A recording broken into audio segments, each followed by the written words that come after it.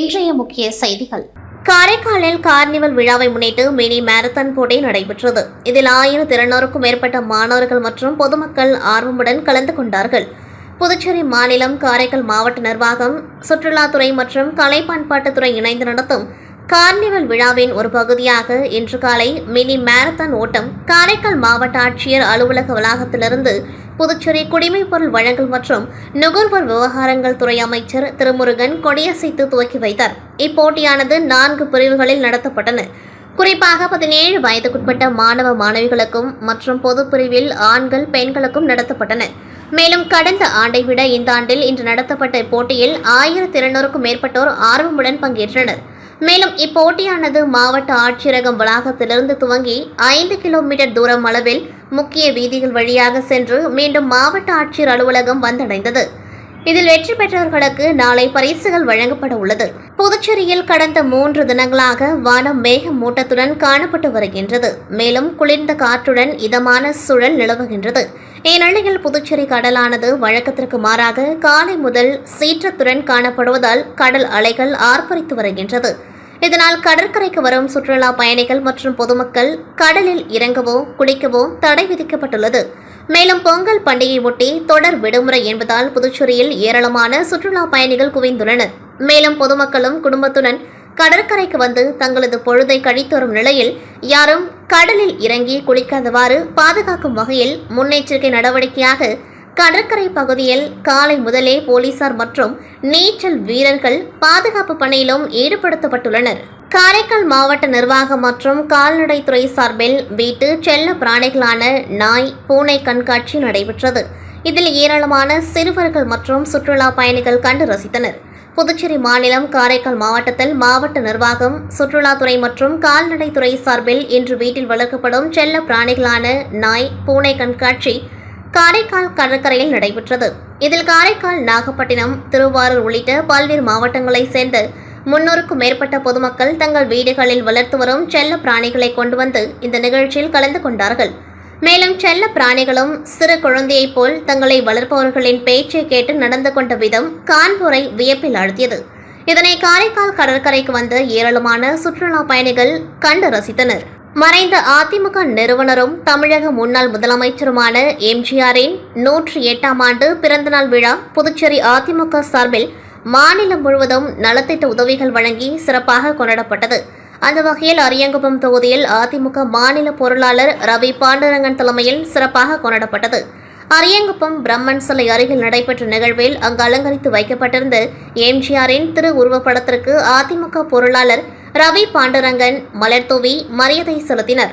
தொடர்ந்து ஏழை எளிய மக்கள் 500 பேருக்கு அன்னதானம் வழங்கினர். இந்நிகழ்ச்சியில் தொகுதி கழக செயலாளர் ராஜா, மாநில துணை செயலாளர் கணேசன், அம்மா பேரவை துணை செயலாளர் ஜீவா, வார்டு கழக செயலாளர்கள் சிவரவி, ஜெயக்குமார் மற்றும் அதிமுக கழக மாநில, தொகுதி கழக நிர்வாகிகள், தொண்டர்கள் திரளாக கலந்து கொண்டு இந்நிகழ்ச்சியை சிறப்பித்தனர். ஸ்ரீ வாசவி கன்னிகா பரமேஸ்வரி ஆலயத்தில் ஸ்ரீ விஜய மகாலட்சுமி பூஜை நடைபெற்றது. தை முதல் வெள்ளியை முன்னிட்டு புதுவை காந்தி வீதியில் அமைந்துள்ள ஸ்ரீ வாசவி கன்னிகா பரமேஸ்வரி கோவிலில் ஸ்ரீ விஜய மகாலட்சுமி பூஜை மிக சிறப்பாக கொண்டாடப்பட்டது. இந்நிகழ்ச்சியானது பாண்டிச்சேரி மகிழா சங்கம் சார்பாக நடைபெற்ற நிகழ்ச்சியில் மகிழா சங்க தலைவி சத்யா ரமேஷ் பாபு, செயலாளர் இந்திராணி, பொருளாளர் பாக்கியலட்சுமி மற்றும் கமிட்டி உறுப்பினர்கள் முன்னிலையில் சிறப்பாக கொண்டாடப்பட்டது. நிகழ்ச்சியில் பக்தர்கள் பலர் கலந்து கொண்டு அம்மனின் அருளை பெற்றனர். பின்பு இறுதியாக பக்தர்கள் அனைவருக்கும் அன்னதானம் வழங்கப்பட்டது. புதுச்சேரி திருபோனை மதகடிப்பட்டு கிராமத்தில் மதகடிப்பட்டு ஃப்ரெண்ட்ஸ் சார்பில் 5ஆம் ஆண்டிற்கான பொங்கல் விழா அப்பகுதியில் நடைபெற்றது. பொங்கல் விழாவின் பொழுது மதகடிப்பட்டு இளைஞர்கள் சார்பில் பள்ளி மாணவர்கள் மற்றும் ஊர் பெரியவர்களுக்கு விளையாட்டுப் போட்டிகள் நடத்தப்பட்டது. இதற்கான பரிசளிப்பு விழா மற்றும் கலை நிகழ்ச்சி துவக்க விழாவில் சிறப்பு விருந்தினர்களாக ஓய்வு பெற்ற வட்டாட்சியர் ஐயனார், சித்த மருத்துவர் கௌசிகன் ஆகியோர் கலந்து கொண்டு சிறப்பித்ததைத் தொடர்ந்து விளையாட்டுப் போட்டியில் வெற்றி பெற்றவர்களுக்கு பரிசளிப்பு விழா மற்றும் பள்ளி மாணவர்களின் நடன, இசை, கலை நிகழ்ச்சி விழா நடைபெற்றது.